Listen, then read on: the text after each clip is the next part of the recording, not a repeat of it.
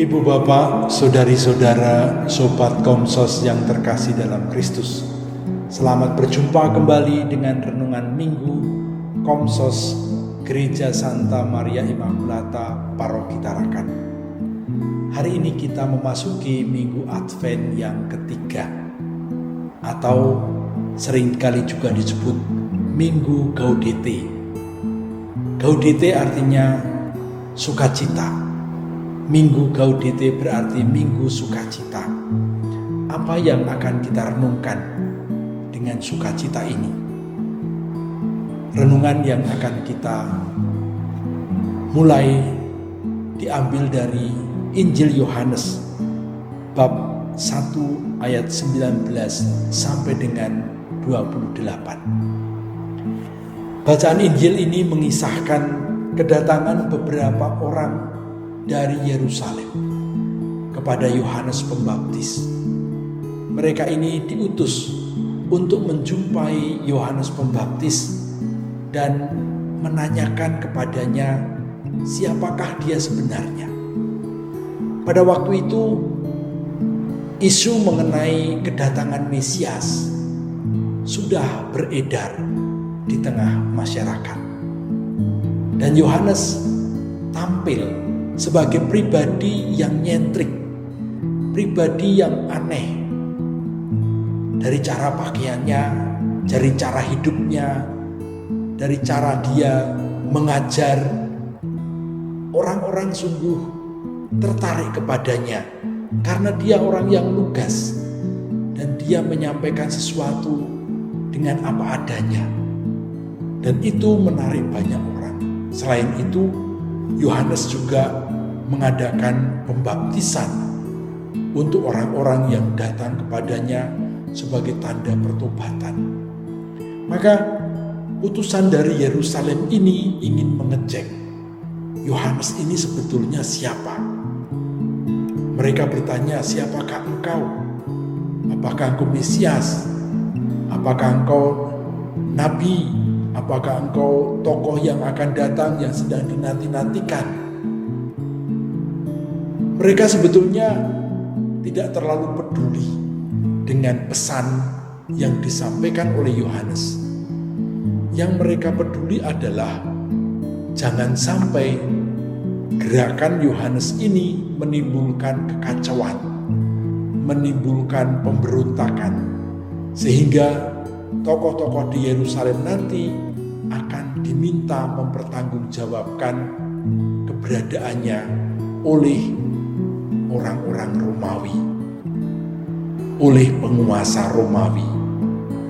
Maka mereka ingin tahu kira-kira Yohanes ini membahayakan atau tidak.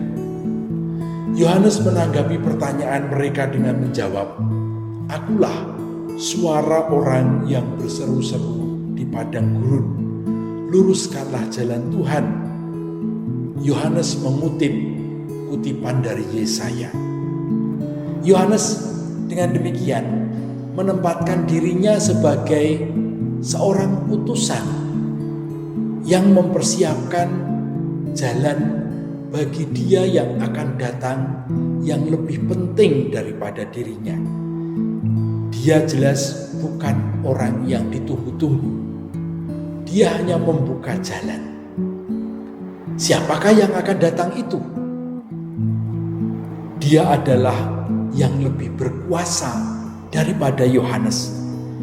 Yohanes membaptis dengan air, tapi dia yang akan datang itu nanti membaptis dengan Roh Kudus. Bahkan Yohanes mengatakan, membuka tali kasutnya pun aku tidak pantas. Pada tradisi orang Yahudi, membuka kasut berarti memberikan kuasa. Kalau misalnya ada jual beli tanah warisan, kalau seorang mau menjual tanah warisan itu, dia kemudian membuka tali kasutnya dan memberikan sandalnya itu kepada orang yang membeli.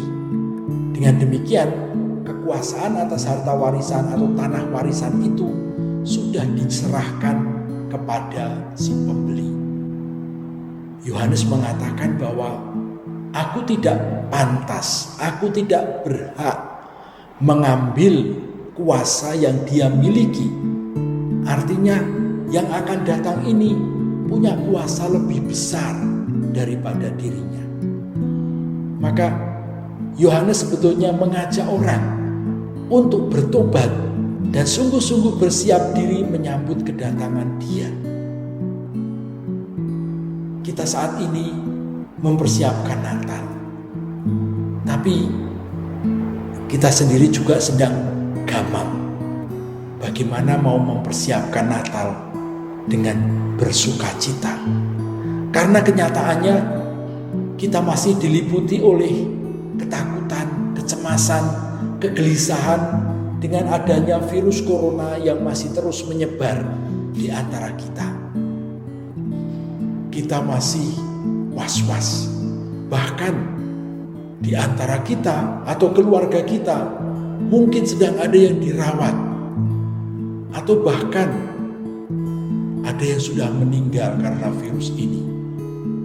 Mungkin juga di banyak tempat kita mengalami kehilangan pekerjaan, kehilangan pemasukan, ekonomi kita merosot dan sebagainya. Lalu bagaimana kita bisa bergembira menyambut Natal tahun ini? Natal ini mau kita rayakan dengan suasana yang bagaimana? Saya mempunyai sebuah cerita. Ada sebuah biara yang anggotanya tinggal 13 orang. Mereka sudah tua dan mereka tidak lagi mendapatkan calon-calon baru. Mereka sebentar lagi akan tutup. Maka suasana di dalam biara itu sangat murung. Pimpinan biara mendengar bahwa di seberang desa ada seorang pertapa yang sangat saleh, yang sering kali didatangi orang yang ingin minta nasihat. Maka dia datang kepada pertapa itu, menceritakan persoalan yang ada di biaranya dan minta nasihat apa yang harus dibuat. Pertapa itu berkata, sebenarnya ada satu rahasia yang selama ini saya pegang dan ingin saya katakan kepada kalian. Tapi saya menunggu saat yang tepat. Lalu dia berkata lagi, sebenarnya di antara kalian ber-13 itu ada Mesias. Salah satu dari antara kalian adalah Mesias. Dia lagi menyamar dan hidup seperti kalian. Nah, sekarang pulanglah, kembalilah ke biaramu, temukanlah Mesias di sana. Maka pada waktu makan malam, kepala biara ini mengumpulkan 12 rekannya yang lain dan mengumumkan bahwa di antara mereka ber-13 itu salah satunya adalah Mesias. Lalu kepala biara mengatakan, kita harus memperlakukan Mesias ini dengan baik karena dia adalah kehadiran Tuhan di tengah-tengah kita. Maka setiap anggota biara kemudian saling melihat, saling menengok satu sama lain dan mencoba mereka-reka kira-kira siapa di antara mereka. Pasti bukan dirinya sendiri, tapi orang lain. Hanya mereka tidak tahu siapa. Maka kemudian yang mereka buat adalah mereka memperlakukan setiap anggota dalam biara itu dengan perlakuan yang istimewa. Satu sama lain kemudian bersikap ramah. Satu sama lain saling menolong. Mereka memperlakukan setiap anggota biara dengan perlakuan yang tulus dan juga istimewa. Karena mereka tidak mau bahwa mereka melakukan kesalahan terhadap Mesias yang ada di tengah mereka. Lama-kelamaan, apa yang mereka lakukan ini mengubah seluruh relasi hubungan antara anggota di dalam biara itu. Mereka menjadi penuh kegembiraan, mereka menjadi penuh semangat. Meskipun usia mereka sudah tua, mereka saling menolong, mereka saling membantu, saling mendukung, dan ada kegembiraan terpancar dari wajah mereka. Maka orang-orang yang sudah lama tidak datang ke biara itu pun datang mengunjungi mereka, minta nasihat mereka, dan berbicara dengan para anggota biara. Calon-calon pun berdatangan, dan generasi muda di biara itu bertambah. Inilah perubahan cara bertingkah laku, cara hidup yang membuat Mesias ada di tengah-tengah kita. Kita mempersiapkan Natal, menyambut kedatangan Kristus. Kristus hadir di tengah kita. Marilah kita memperlakukan setiap orang sebagai kehadiran Kristus di tengah kita, terutama anggota keluarga kita, supaya di dalam keluarga kita, meskipun dalam situasi pandemi ini, kita tetap boleh bersuka cita, karena kehadiran masing-masing orang adalah berkat dari Tuhan. Kemuliaan kepada Bapa dan Putra dan Roh Kudus, seperti pada permulaan, sekarang, selalu, dan sepanjang segala abad. Amin.